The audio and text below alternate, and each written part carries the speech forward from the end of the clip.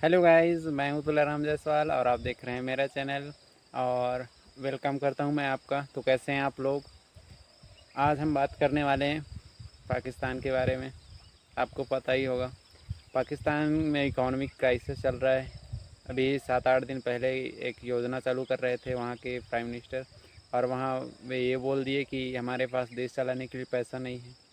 अब ऐसी स्थिति आ गई है कि एक सामान्य व्यक्ति वहाँ अपना गुज़र नहीं चला पा रहा है।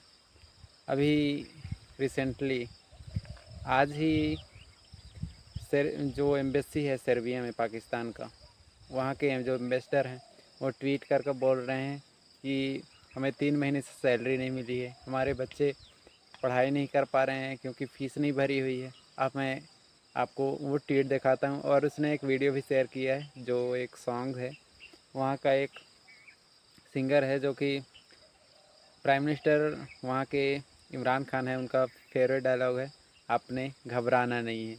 इस पर सॉन्ग बनाया है। तो चलिए देखते हैं वो वाला, फिर दिखाता हूँ मैं आपको।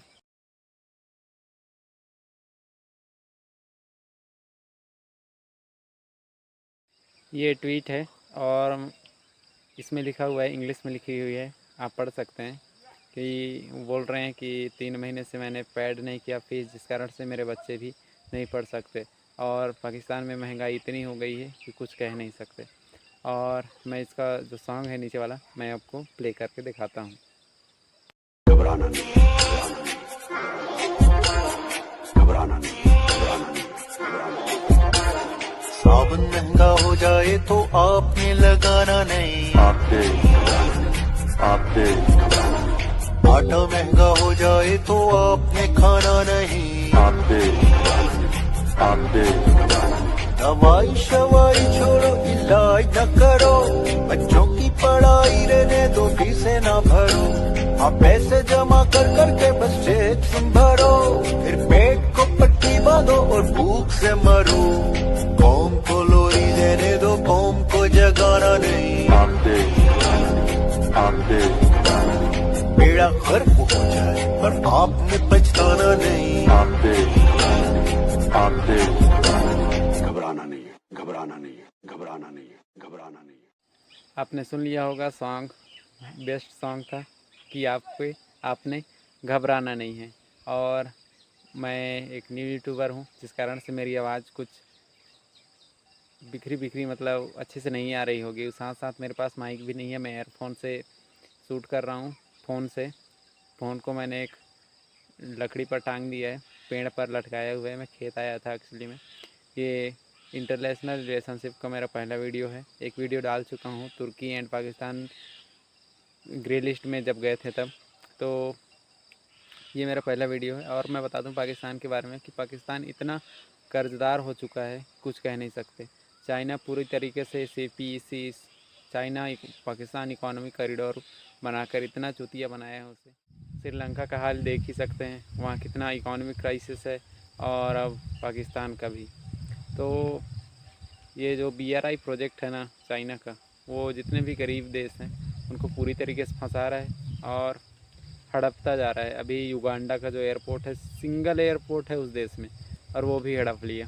सोचिए आप, एक देश में दूसरे देश के जो भी कंपनीज़ के ओनर हैं, वो उस देश का एयरपोर्ट, वो भी सिंगल एयरपोर्ट चलाए, तो क्या होगा उस देश की हालत।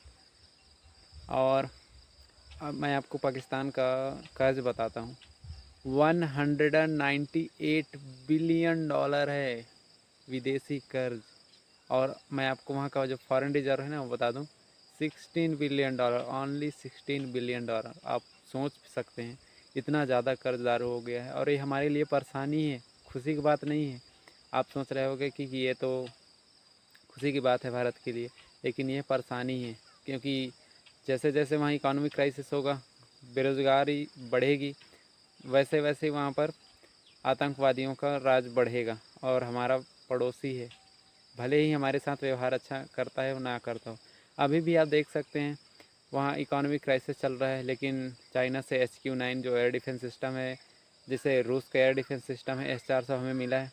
S-400 के नाम पर चाइना S-400 लिया है, लेकिन जो सिस्टम पूरा है वो रूस ने S-400 का दिया है, लेकिन जो मिसाइलें दी हैं वो 300 किलोमीटर रेंज की दी हैं, क्योंकि चाइना MTCR का सदस्य नहीं है, और MTCR के सदस्य जो नहीं हैं उन्हें 300 से अधिक रेंज की मिसाइलें ना वो बेच सकता है और ना ही खरीद सकता है, और भारत उसका सदस्य है, और भारत में को MTCR में वीटो प्राप्त है, तो कभी चाइना आएगा नहीं। जैसे UN में चाइना को वीटो प्राप्त है तो इंडिया को आने नहीं देता, वैसे ही इंडिया भी नहीं आने देगा। तो आपने सुन लिया होगा पाकिस्तान की हालत। अब वहाँ के एम्बेसडर भी बोल रहे हैं, तो देख लीजिए 3 महीने तक सैलरी नहीं मिली। एम्बेसडर कोई छोटा मोटा अधिकारी नहीं होता देश की, बहुत बड़ा अधिकारी होता है। अब वो जो विदेश में रहकर वहाँ के व्यवहारिक संबंधों को बनाता है एक देश के साथ। तो देख सकते हैं आप लोग, दुआ कीजिए कि सब कुशल मंगल हो। और ऐसे तो ठीक ही हो रहा है समझ के, क्योंकि इतना ज़्यादा इन्वेस्टमेंट कर रहा है अपनी आर्मी में, और उससे अच्छा है अगर कुछ वहाँ के लोगों पर भी करता ना तो कुछ हद तक वहाँ का हो सकता था, लेकिन अब नहीं, क्योंकि $1 = 180 रुपीज़ पाकिस्तानी रुपीज़ पहुँच रहा है वहाँ पर, और हमारा अभी तो $1 = 75 या 70 रुपीज़ ऐसे ही रहता है। इतने से 1 रुपये 2 रुपये ज़्यादा होता है या फिर कम होता है, इससे कम या ज़्यादा नहीं होता। तो देख सकते हैं आप लोग यहाँ की हालत। वहाँ के स्वयं प्राइम मिनिस्टर बोल रहे हैं कि हमारे पास पैसा नहीं है देश चलाने के लिए, टैक्स जमा करिए। अरे भाई होगा तब ना टैक्स जमा करेंगे, इतनी ज़्यादा महंगाई बढ़ गई है। तो जैसा भी हो, हमारे सब लोग हमारे इंडियन आर्मी से अगर हमसे झगड़ोगे तो फिर फल तो यही मिलेगा ना, लेकिन कुछ नहीं, देख लेगी हमारी इंडियन आर्मी, किसी से कम भी नहीं है। तो चलते हैं, आज का वीडियो यहीं तक रहेगा।